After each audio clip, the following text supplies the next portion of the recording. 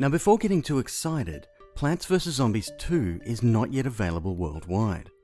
In fact, the game's official release date has slipped from sometime in July to much later this year.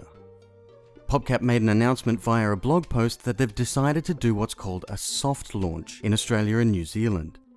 What senior producer Alan Murray alluded to is that they're wanting to see whether the server infrastructure can handle the stress of many users connected, and how those people will utilize the store features.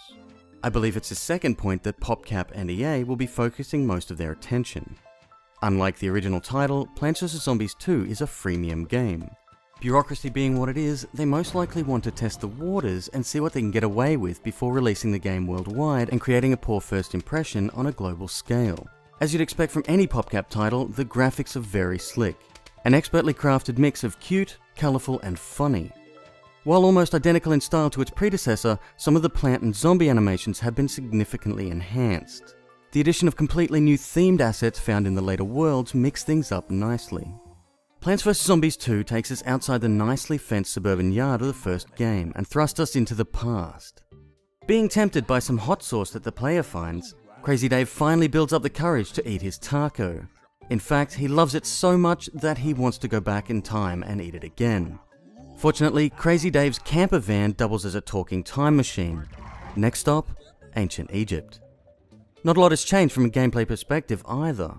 The player collects sunlight and plants an assortment of offensive and defensive plants to take out wave after wave of zombies, who are all trying to eat your brains. Apart from the addition of a few new gameplay mechanics, the very successful formula is largely intact. Each zone has a few new zombie types themed around the levels in which they are contained. In Ancient Egypt, for example, you'll find an archaeologist zombie carrying a torch that can burn plants instantly, and a sun god zombie that steals sunlight that the player doesn't immediately pick up. In order to reach the subsequent pirate-themed and Wild West levels, the player has to not only complete the final level from the previous world, but also collect all of the bonus stars available. These stars can only be earned from beating challenge levels, which lay down hefty completion requirements and come with a significant increase in difficulty. Of course, those wanting to skip ahead without completing the requirements can unlock each world by paying $5. The original Plants vs Zombies came under scrutiny for being a little too easy. This has been well and truly addressed in the sequel, but in this case, they may have gone a little bit too far. By around the 7th level in the first world, players not using any of the available boosts are going to have a real tough time. It seems like PopCap has tuned the game to such a degree that boosts feel more like a necessity than a fun option. This is only exacerbated when playing through the challenge levels. I simply couldn't complete some of these without the boosts due to the harsh constraints. There are several boost types available. First of all, you've got plant food, which dramatically alters the behavior of one of your plants for a very short time. For example, if you use it on a standard pea shooter, it will turn into a Gatling repeater. Used on a walnut, it'll gain a nice little suit of armor, and used on a sunflower, it will produce extra sunlight for a short time. Fortunately, plant food can be obtained in-game by killing zombies that glow green. Those impatient, or desperate, can spend in-game currency to buy more. The other one-off boosts, however, can only be purchased with in-game currency and provide the player with almost godlike powers. With these, you can crush the heads of any zombie with a pinch gesture, remove zombies entirely by flinging them off the screen, or zapping them to a crisp by dragging your finger around. They're not cheap and, as you'll find, are sometimes necessary. Unfortunately, this isn't where the in-app purchases end. In addition to purchasable coin packs ranging in price right up to $50, a few of the plant types, including some of my personal favorites, aren't available at all unless you purchase them. Like the slowing effect of the snow pea? $3. Reminisce about setting peas on fire for added damage thanks to torchwood? $3. Squashing enemies with the aptly named squash? Well, you guessed it, $3.